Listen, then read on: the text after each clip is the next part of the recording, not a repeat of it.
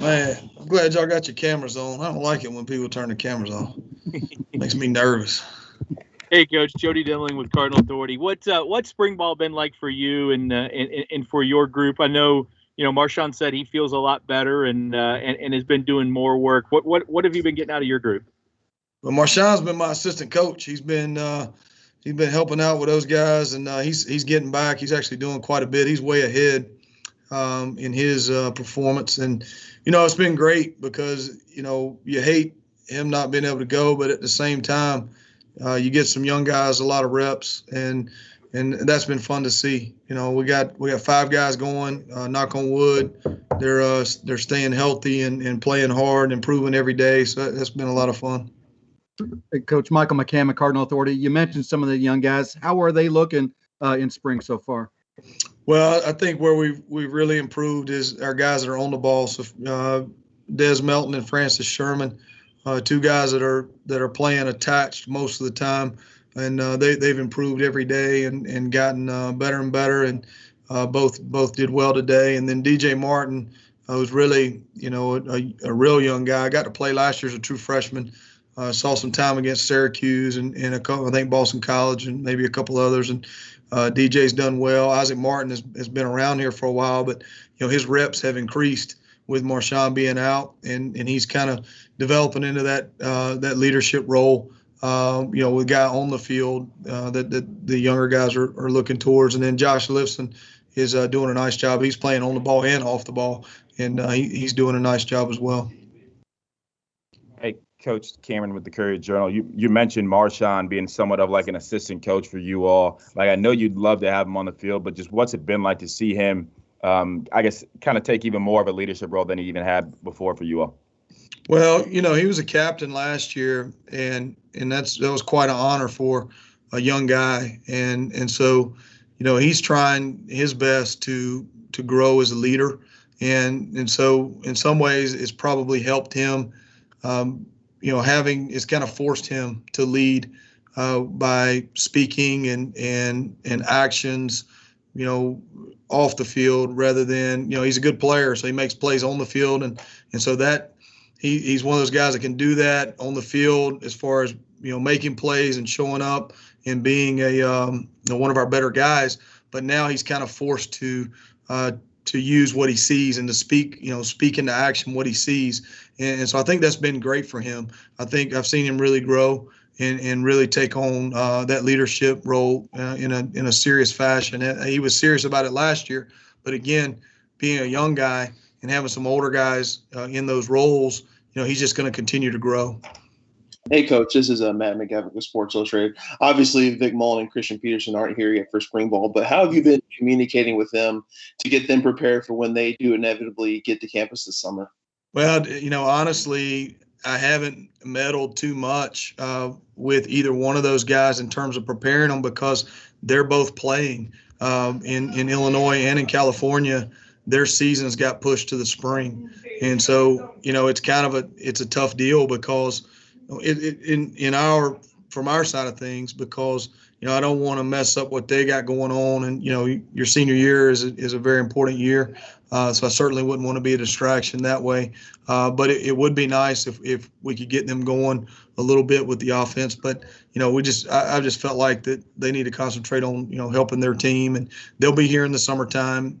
We communicate a lot. They're on the text message chain, and we talk probably once, twice a week, just kind of keeping up with Vic's playing basketball, and I always want to know how many points he's got and how many fouls he's got. So he was 14-4 the other night. So I like that. I want him to keep playing. I want him to be physical when he gets here. So might as well work on that on the basketball court, Stu, when we talked to you I think in the preseason or early in the year, you mentioned Francis Sherman as a guy that had some potential that you thought down the road would be able to play. Right. Then I think you guys you were kind of forced to play him. I think in the end, he showed out there. What is it about him, and what do you kind of see as we move into this season that how will he help you in this room? Well, his work ethic is what's giving him a chance to contribute. He shows up every day. He's very consistent. We talk about being consistent a lot, and he's taken that to heart. He works very hard to improve every single day. He has respect of his teammates because of the way that he works. I think that he has respect of the room for the very same reasons. I think he also, has had the ability because of what he's done to improve his game. He's kind of brought other guys up in the room as well. So, really just that consistent approach and staying hungry. It was a lot of fun to see that pay off for him. Like as you alluded to, we didn't really expect that to have to happen this past fall. But, I hated that, Ian wasn't able to play our last regular season game. But, quite honestly, I really wasn't worried about having to play Francis. I thought that he would play well, and he did. He really rose to the occasion and did some nice things for us. So, he works at it. It's important to him. I like that. It's very important day to day how he does, and I think you can say that for a lot of our guys. But when you're in that non-scholarship role and you're scratching and clawing and trying to get opportunities, it's very important to be that way every day. Hey, Coach, it's Cameron again from the Courier Journal. It's been nearly, almost a year since your last spring practice last year before COVID shut everything down. Just, I don't know if you can put into words what this year's been like for you all, and what maybe has been the biggest challenge. Well, there's just so many. I think that what's been the biggest challenge, I would say, was just the inconsistency. And, you're kind of, just trying to stay ready and having to deal with different scenarios each and every day, from the lineup on offense to, I think back to like Virginia Tech, for example, when we had some guys not be able to play that day. We found out that morning.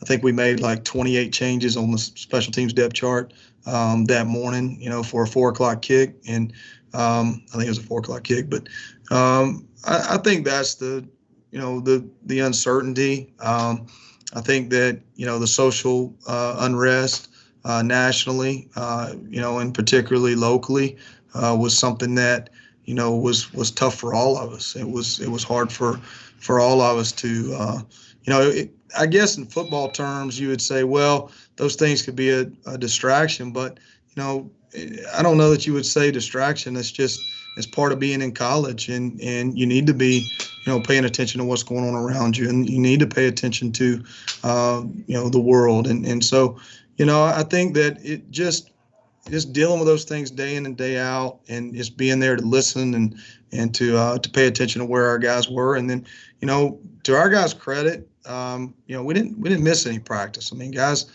came out and they were ready to go. Now we had plenty of times where we had some heart-to-hearts and spent probably more time in meetings than was allotted that day. But I can't say enough about our players. I thought our players, our staff, thought everyone, did the very best they could in some pretty trying circumstances. Stu, you mentioned special teams there. How big was it to get Mitch Hall to return for another year, for an extra year, and to have that guy who has been around and been so consistent? Yeah, that was huge for us. So we were really excited. Mitch wanted to come back and play another year. He is very consistent. He's very talented in snapping the football. He's another one that is very important to him, day in and day out, the way that he works. So that was huge to get him back, and we're certainly, tickled to death he's going to be here. How much are you able to work on what you want to do on special teams in spring, or is that because I know each and every day coach wants to put something in or do something? Mm-hmm. How much do you work on it in spring, and especially when you're in the Traeger, because it's so hard? I mean, you can't really punt in there, can you? It's tough. It's tough to punt inside, but we spend a lot of time as far as when we kick the ball. We spend a lot of time on our protection, so our punt protection, our field goal protection. We work our field goal block, and then really all the other phases. We're working technique. We're trying to get, particularly whether guys are younger guys or older guys, just trying to teach them as much technique as possible. So, the learning curve. We're trying to lessen the learning curve as we move into summer, into fall. So there's a ton of technique when you're talking punt return, kickoff, and then the other phases we're really focusing on protection and field goal block. All right. Anything else? Good, Coach. Is that it? That's it. All right. Thank Good you. to see you guys. Appreciate it, Coach.